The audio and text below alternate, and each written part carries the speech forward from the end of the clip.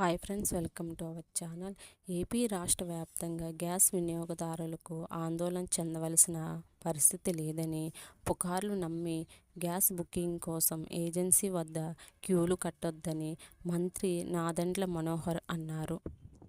ప్రతిరోజు సగటు కంటే ఎక్కువ గ్యాస్ సిలిండర్లను గృహ వినియోగానికి అందిస్తున్నామని తెలిపారు.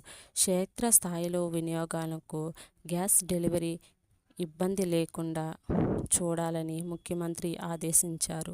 కేంద్ర నిబంధన ప్రకారం గ్రామీణ ప్రాంతాల్లో 45 రోజులు, పట్టణ ప్రాంతాల్లో 25 రోజుల తర్వాత గ్యాస్ సిలిండర్ బుకింగ్ అనుమతి ఉంటుందని, ఈ విషయం ప్రతి ఒక్కరూ గమనించాలని మంత్రి నారు.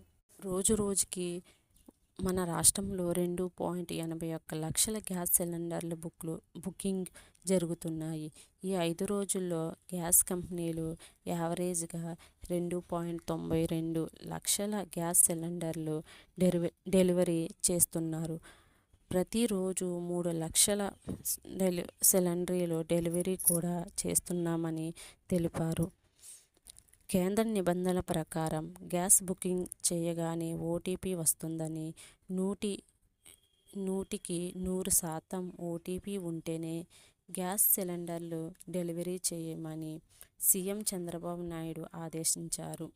బ్లాక్ మార్కెట్ను అధిక ధరలు వసూళ్లకు పాల్పడకుండా అరికట్టుతున్నారని, గృహ వినియోగం గ్యాస్ సిలిండర్లు కమర్షియల్గా ఉపయోగించకుండా సమర్థవంతంగా అడ్డుకోవచ్చన్నారు. ఇలాంటి అప్డేట్స్ కోసం మన ఛానల్ను ఫాలో అవుతూ ఉండండి.